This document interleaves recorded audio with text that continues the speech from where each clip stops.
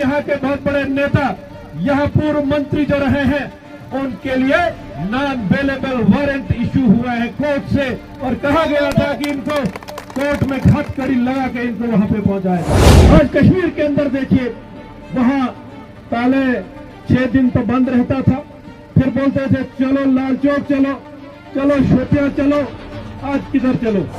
मैं पूछना चाहता हूं गुप्तकारियों से कि आज पत्थरबाज कहां पर है। इन्होंने कहा कि क्या बदला 370 के बाद। हमने कहा कि लोगों का माइंडसेट बदल रहा है। जो लोग आजादी के नारे लगाते थे वो आज भारत माता की जय करते हैं, हिंदुस्तान जिंदाबाद कहते हैं। अटल बिहारी वाजपेयी जी ने एक दिन कहा था कि आज आप हम पे हंस रहे हैं। एक पार्लियामेंट के अंदर ये कहा था कि एक वक्त आएगा पूरा मुल्क तुम पे हंसेगा। ये कांग्रेस के लिए कहा था। EPAP करके वो नाम दिया गया, और जो वो पुराने जो मगरमच्छ जिन्होंने इस मरमत की जनता को लूटा, वही गुप्तकारी सारे उसमें जाके शामिल हुए। मिलिटेंसी में तुम्हारी इन्वॉल्वमेंट, मरमत पे कितने नौजवान यहाँ पे कत्ल हुए, कौन उनके पीछे था, कौन सी पार्टियां उस वक्त सरकार में थी, कौन से लोग यहाँ पावर में थे। ये उन्हीं लोगों की देन थी। अपने बच्चे किसी ने लंदन में भेजे हैं, किसी ने दिल्ली में, किसी ने बाकी जगहों पर, और गरीब के बच्चों को कहा कि यहाँ आजादी मिलने वाली है। एडवांस में पूरी अपोजिशन को चैलेंज किया है कि अगली बार मैं फिर से जीत के आऊंगा, भारतीय जनता पार्टी जीत के आएगी, और लाल किले पर 15 अगस्त को जो तिरंगा लहराएगा वो हमारे प्रधानमंत्री मोदी जी लहराएंगे। हमारे बाकी साथियों ने भी यहाँ जिक्र किया कि प्रधानमंत्री ने क्या क्या काम किए। आप सबके सामने है, मेरे से ज्यादा आप लोग जानते हो। लेकिन जब हम पूरे विश्व भर में देखते हैं, पूरे दुनिया भर में, पहले भी प्रधानमंत्री रहे हैं, अगर 77वीं बार तिरंगा वहां पर लहराया गया, उसमें से 60 साल कांग्रेस के प्रधानमंत्री ने वहां पर तिरंगा लहराया।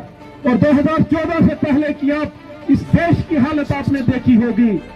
बाकी मुल्कों में जाके कोई भारत का नाम लेके राजी नहीं था।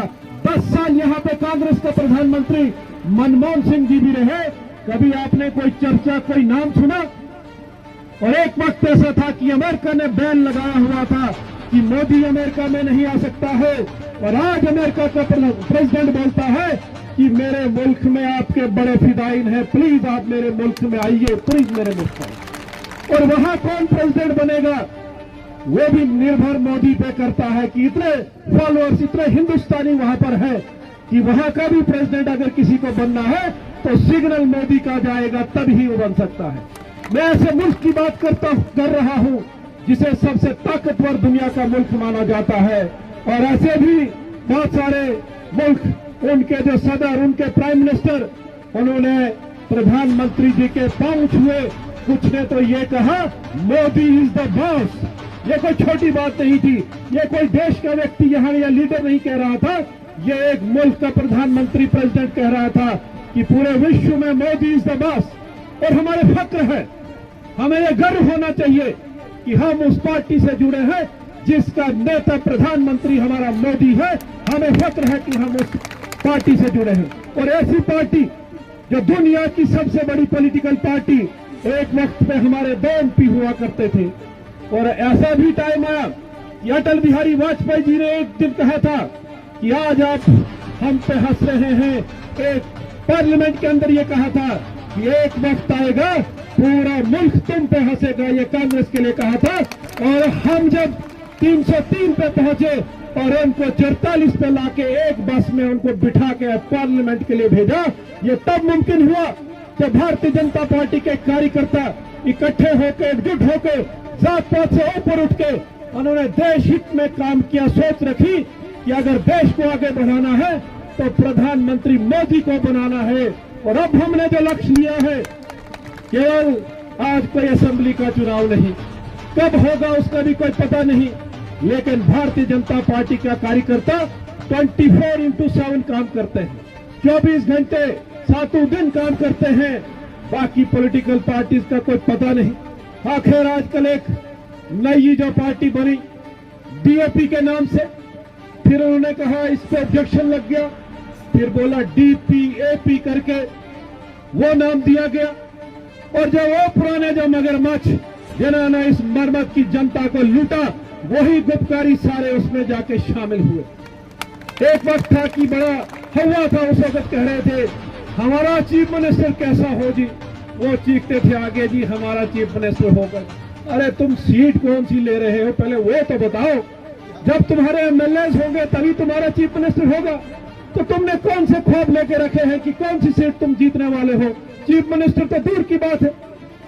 आपने सुना होगा जब राहुल गांधी ने यात्रा चलाई तो उनके एक बड़े वरिष्ठ नेता को पूछा गया, उनको जब कहा गया आप डीएपी के बारे में क्या बोलते हो, क्या उन्होंने जवाब दिया कि जितने भी लीडर हमारे कांग्रेस के गए थे उसमें 70 to 80% वापस आ गए हैं। नाउ पहले तो इन्होंने कहा कि नेशनल पार्टी बनेगी, फिर इन्होंने कहा कि अब तो स्टेट लेवल पर गुजारा करना पड़ेगा। उन्होंने कहा डीएपी जो अब पार्टी है इट्स डोडा आजाद पार्टी, उसके बगैर अब कुछ नहीं। और यह भी कहा कि by the passage of time, ध्यान रखेगा मैं क्या बोल रहा हूं, वो उनके जो शब्द हैं वर्ड हैं वो बोल रहा हूं। और उन्होंने कहा कि by the passage of time it will become dead Azad party, ये नहीं रह पाएगी, ये नहीं चल पाएगी, ये खत्म हो जाएगी। ये कांग्रेस के बड़े लीडर ने जयराम रमेश ने कहा, उनके एक्स मिनिस्टर ने ये बात कही। और हम देख रहे हैं जो लोग उनके साथ 12-12 साल मुफ्त में उनके अगर एमएलसी बने रहे, 6 साल एमएलसी बने रहे, परसों उन्होंने भी जाके दिल्ली में कहा नहीं इधर कुछ नहीं बनने वाला हमारा, तो हम भी वापस दोबारा कांग्रेस में जा रहे। कुछ तो पीछे लगे हमारे कि हमको भारतीय जनता पार्टी में लाओ किसी तरीके से। मैं अब नाम नहीं लेना चाहता हूं कि हम बीजेपी में आने चाहते, बड़े दिग्गज नेता। हमने यहां कि तुम्हारे जैसे भ्रष्टाचारी करप्ट लोगों के लिए बीजेपी में कोई जगह नहीं है, तुम वहीं रहो। तुमने अगर लूट मार की, लोगों को लूटा, करप्शन में इन्वॉल्व हुए, मिलिटेंसी में तुम्हारी इन्वॉल्वमेंट, मरमत पे कितने नौजवान यहां पे कत्ल हुए, कौन उनके पीछे था, कौन सी पार्टियां उस वक्त सरकार में थी, कौन से लोग यहां पावर में थे? ये उन्हीं लोगों की देन थी। अपने बच्चे किसी ने लंदन में भेजे हैं, किसी ने दिल्ली में, किसी ने बाकी जगहों पे, और गरीब के बच्चों को कहा कि यहां आजादी मिलने वाली है। और मैं अक्सर ये कहता था कि बड़े सारे मेरे दोस्त जिस एरिया में तब में होता था वो रेडियो सुनते थे शाम को। मैं क्या सुन रहे हो? कहता बीबीसी। तो मैंने कहा क्या है इसमें? कहता बोल रहे बस आजादी अनाउंस होने वाली है। मैं तब ये 90s की बात में कर रहा था, नहीं मिलती आजादी, इधर कुछ नहीं मिलने वाला। यह हिंदुस्तान है, ये बड़ा मजबूत देश है। आप भूल जाइए जो आप कुछ सोच रहे हैं। और आज वो सारी चीजें सामने आई। ये आजादी के चक्कर में धारा 370 भी खत्म हुई। ये लक्ष्य पार्टी का था 1951-52 से लेकर भारतीय जनता पार्टी का ये लक्ष्य था कि एक देश में 2 विधान, 2 प्रधान, 2 निशान नहीं चलेंगे, नहीं चलेंगे। एक झंडा, एक तिरंगा देश में रहना चाहिए, एक कॉन्स्टिट्यूशन रहना चाहिए, यहाँ पे एक ही प्रधान रहना चाहिए, 2 नहीं चलेंगे। और तब से इस लड़ाई को लड़ा। और जब हमारी मेजॉरिटी पार्लियामेंट में, राज्यसभा, लोकसभा में आई तो 370 भी खत्म हुई, 35 भी खत्म हुई। आजकल बोल रहे हैं कि नहीं जी अब हम सुप्रीम कोर्ट हमको देगी, कुछ नहीं होने वाला। ये खैर ये लीगल इशू है, इस पे बहस चल रही है। लेकिन जो ख्वाब वो देख रहे थे वो आज वो देख रहे हैं कि यहाँ के हालात नॉर्मल है। आज कश्मीर के अंदर देखिए, वहां पहले 6 दिन तो बंद रहता था, फिर बोलते थे चलो लाल चौक चलो, चलो शोपियां चलो, आज किधर चलो? आज तो सब नॉर्मल हालात है वहां पर। आज टूरिस्ट इतना वहां पे आ रहा है कि आज वहां पे कोई जगह नहीं होटलों में, 6-6 महीने पहले बुकिंग करनी पड़ती है।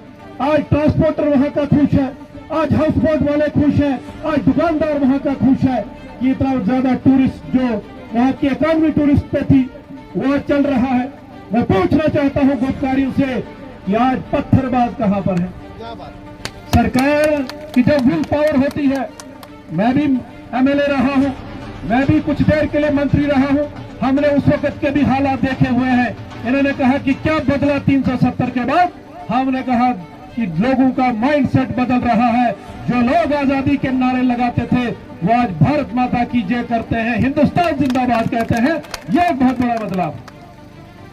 मैं आप सबसे निवेदन कर रहा हूं कि हम भारतीय जनता पार्टी के कार्यकर्ता हैं, हम राष्ट्रवाद की सोच रखते हैं, हम भाईचारे की सोच रखते हैं, हिंदू मुस्लिम इकट्ठा रहे, यहाँ के विकास की बात हो, राजनीति उसलिए की जाती है, डेवलपमेंट के लिए की जाती है। यहाँ के चीफ मिनिस्टर रहे, 50 साल दिल्ली में मंत्री रहे, क्या मरम्मत के लिए किया या डोडा डिस्ट्रिक्ट के लिए किया? जाके भैंस में हालत उनकी देखे, अपने घर की रोड नहीं बना पाए। आज याद आया है, आज सरपंचों को फोन कर रहे हैं कि यार कुछ करो यार वहां पे, और जो जलसे कर रहे हैं कोई 100-150 से 200 से ज्यादा लोग नहीं जुटे। मैं आपसे निवेदन करूंगा कि हम भारतीय जनता पार्टी के कार्यकर्ता हैं और आने वाले टाइम में भी इस देश में अगर कोई सरकार बनेगी, अप्रैल के महीने में चुनाव होना भी बड़ा लंबा टाइम है, बड़ा गठजोड़ किया जा रहा है। और मोदी जी ने यह कहा कि ये भ्रष्टाचारियों का गठजोड़ है, या अगर इकट्ठे हो रहे हैं तो मोदी जी के डर से कि अगर ये तीसरी बार रिपीट हुआ तो हम हवालात में होंगे, जेल में होंगे। और आपने देखा होगा कि पिछले ही दिनों यहाँ के बहुत बड़े नेता, यहाँ पूर्व मंत्री जो रहे हैं, उनके लिए नॉन बेलेबल वारंट इशू हुआ है कोर्ट से, और कहा गया था कि इनको कोर्ट में हथकड़ी लगा के इनको वहां पे पहुंचाया जाए। आपने सुना होगा, पढ़ा होगा सोशल मीडिया में, क्योंकि इनके कारनामे, इन्होंने जो काम किए हैं पास्ट में और आने वाले में टाइम में भी ये काम नहीं हो सकते। ये जो फ्रॉड के काम थे, आज यहाँ पे बात हुई, चर्चा हुई कि जितनी भी स्कीम्स हैं सारी ऑनलाइन हो गई, इनके लिए कोई जुगाड़ बचा नहीं कि VLW से खाएंगे, BDO से खाएंगे, या GRS से खाएंगे, ACD से खाएंगे, या एक्सिस से खाएंगे।